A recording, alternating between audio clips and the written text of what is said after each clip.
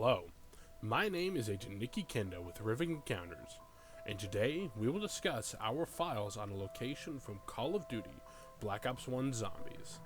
This is the Theater of the Damned, Kino Der Toten. We will discuss the story of the theater and the horrors that would have been seen here. Now for the story of Kino Der Toten, there is plenty that is still unknown, but we will try our best to tell a coherent story. Let's get to the debriefing. Within what is called the Ether storyline, from World at War to Black Ops 4, one of, if not the most iconic map, is that of Kino Der Toten. Set during the 1960s, the premise crew of Edward Richtofen, Tank Dempsey, Nikolai Belinsky, and Takeo Mizaki were sent forward in time from the previous map from World at War, Derice. So, being sent to the future of the 1960s Berlin, Germany, they are teleported to the abandoned Group 935 Kino facility that was built inside an old cinema. This Kino facility was an outpost for Group 935, where the facility was used to study the effects of Nova 6 gas and to make a revolutionary bioweapon for Nazi Germany. And these bioweapons are in fact the Nova 6 Crawler special zombie introduced in Kino Der Toten and later seen within the map 5 set in the Pentagon. The starting room of the theater is an open room with a pair of staircases on each side, with a snack bar to the right with the quick revive perk machine there as well.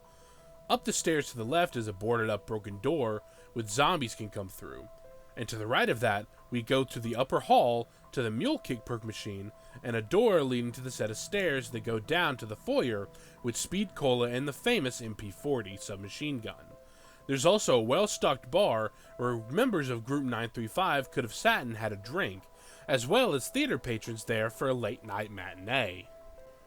Going to the next room, we see that it is a dressing room, with a hole in the ceiling letting in the elements and attacking zombies into the room. In this room, we also find two strange things: a mannequin that when shot will spurt blood, as if it were human, and the infamous knocking box within one of the window barriers that has stumped our researchers for over a decade.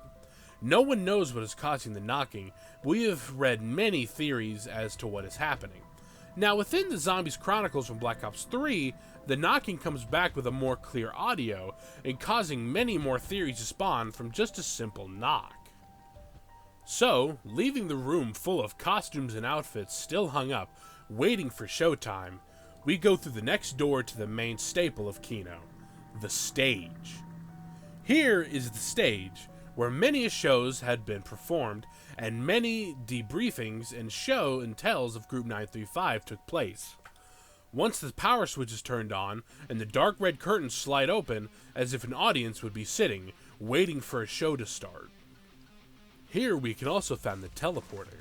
And after using the teleporter 3 times and collecting 3 film reels, you can use the teleporter one more time to go to the projectionist room where the pack-a-punch is, and then insert the reels into the projector. Here plays a startling film made to show the zombie project to high-ups of the Nazi Party and members of Group 935.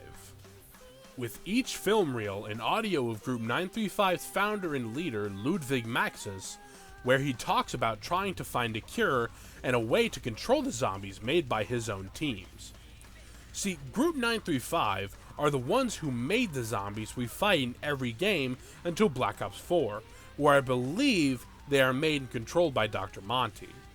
Using Element 115, Maxis would bring the dead back to life and try and make an undead army for the Nazi Party to try and win the war against the Allies, and the main experiments were done here in the Kino facility. Now, in the Wii version of this game, the reels are replaced with a single film reel that plays a haunting footage with a strange audio about the villages of communist China. We will play this audio for you now. Now, if we look around the stage, we can find these strange canisters that seem to hold specimens of the undead, and they also contain the Nova 6 Crawlers, the most vital creation of Group 935 to use as the bioweapons. Now, the theater itself, with the seating, is simply destroyed. There is a beautiful chandelier that has fallen to the ground, and strangely a big metal door that seems to have just been placed there with no place of origin of where it could have come from on the rest of the map. Now, something you may have noticed on this map is there are 3 posters that are found in multiple locations on the map. So 2 of the 3 posters are real plays, and the first one we'll talk about has a connection to our zombie story in a way with its themes and plot. Our first play is Faust. Now we'll give a slight summary for our source of Wikipedia.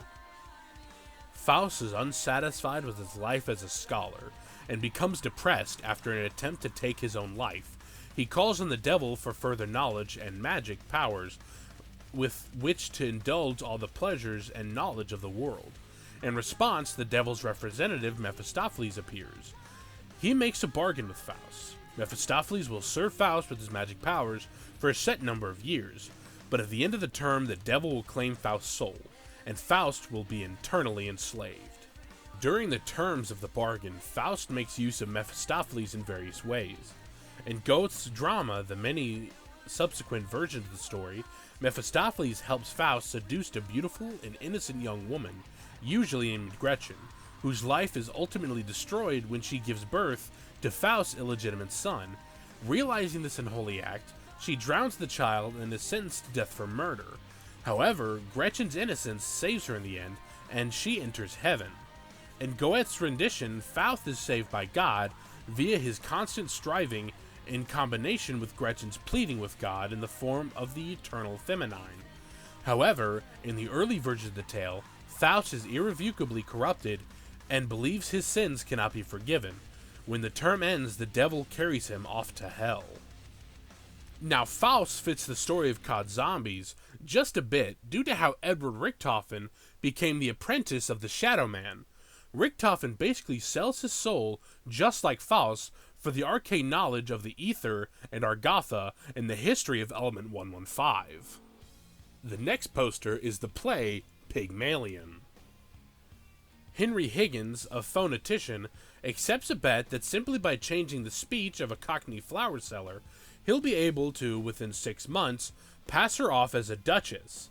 Eliza undergoes grueling training. When she successfully passes in high society, having in the process become a lovely young woman of sensitivity and taste, Higgins dismisses her abruptly as a successfully completed experiment. Eliza, who now belongs neither to the upper class, whose mannerisms and speech she has learned, nor to the lower class from which she came, rejects his dehumanizing attitude.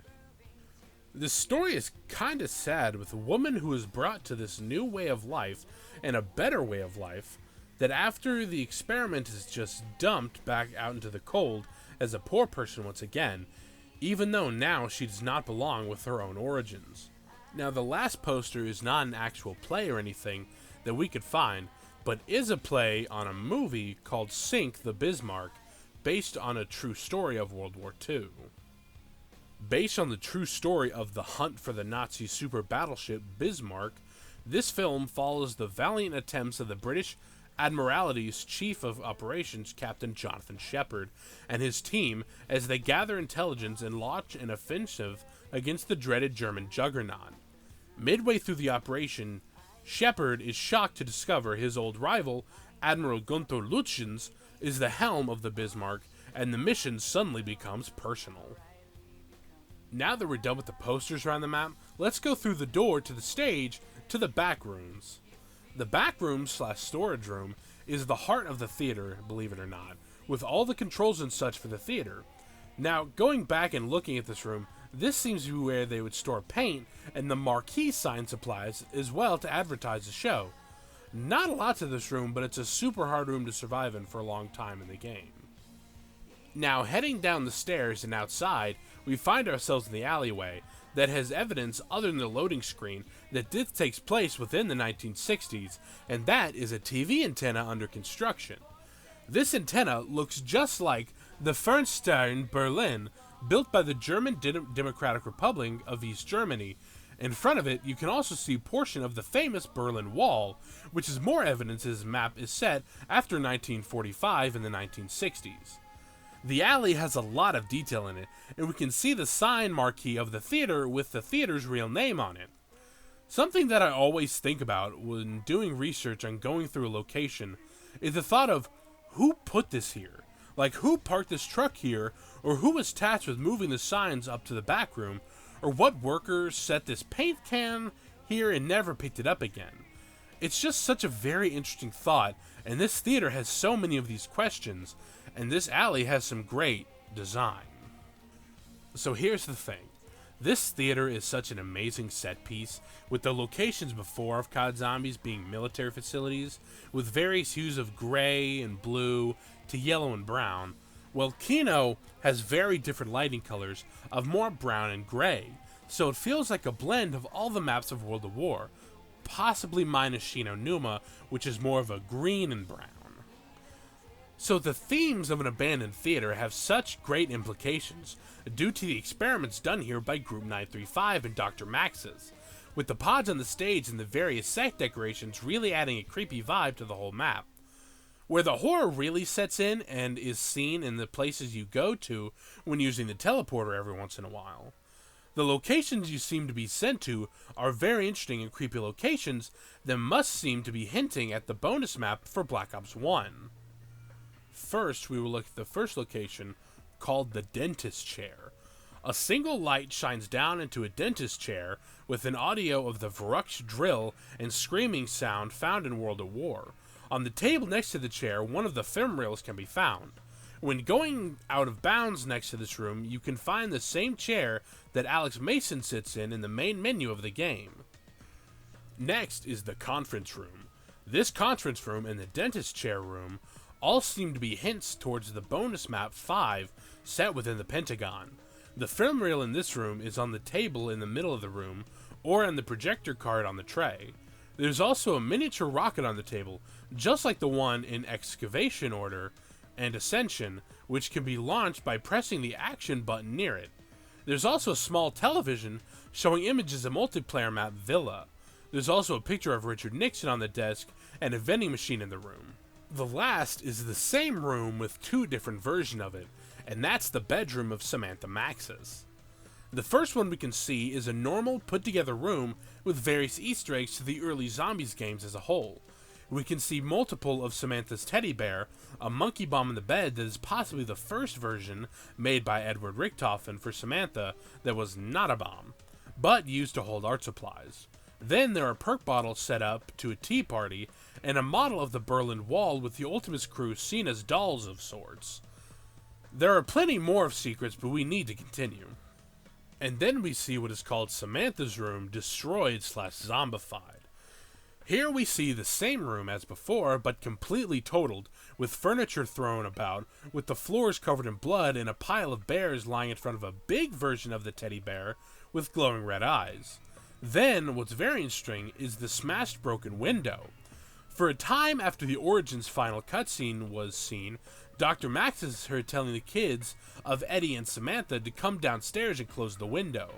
I remember for a time in the fandom, mainly from a fellow researcher by the moniker Black Ops Amazing, that possibly a keeper or even an apothecon could have broken the window to try and get to Samantha. So, there are still many unanswered questions about the Kino Der Toten facility that might never be answered. But the atmosphere of this facility is absolutely amazing, with many scares to be had. The Theater of the Damned calls all those who are looking for a nostalgic look or zombies got its full popularity. Either way, I do believe we have come to our time. We here at Horrific Encounters thank you for listening. My name is Agent Nikki Kendo with Horrific Encounters, and I hope you enjoyed it. This will conclude our debriefing. This is Agent Nikki Kendo, signing off. Goodbye.